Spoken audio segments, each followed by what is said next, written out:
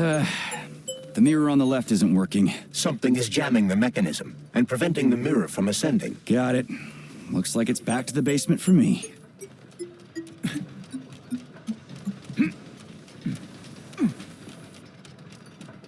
No entry. And a skull and crossbones. That's encouraging. Where am I? The mag...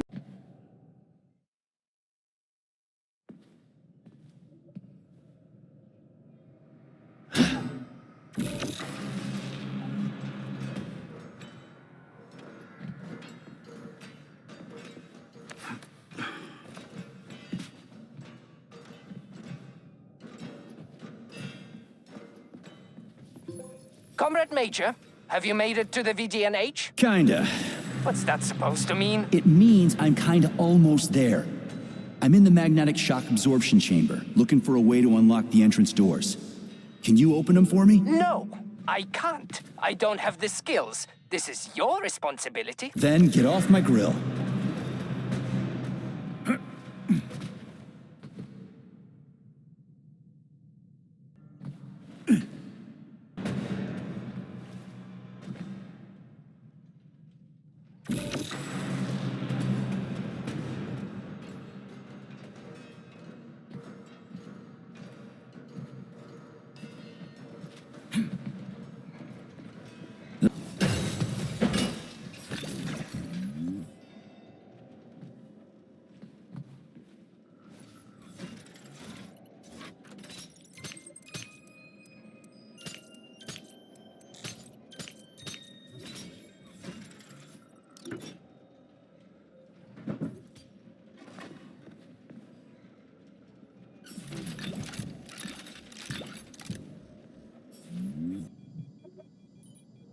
What's the point of this fucking maze anyway? The magnetic shock absorption system was developed by scientists from Kiev Polytechnic University. It's a very complex and comprehensive device that alters its configuration according to the situation. So it's plan B in case of a natural disaster. Among other things. But it is first and foremost a trial run of the magnetic shock absorption system. Here, under Earth conditions, the system will be perfected so that it can be deployed in space. Cool. Science is power. There's no denying it. But we still need to find a way past all these goddamn magnets.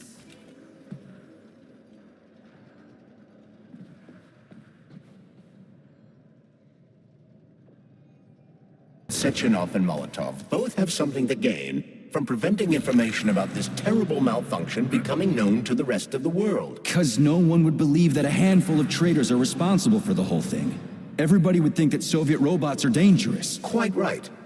But what conclusion should we draw from this?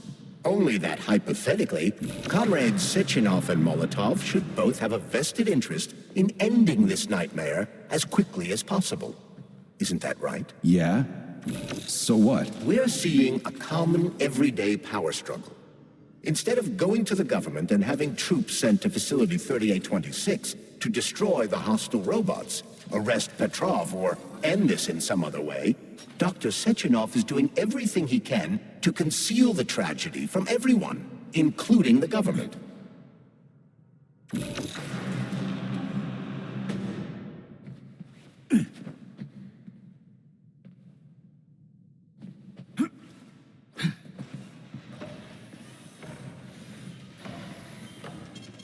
Saving data.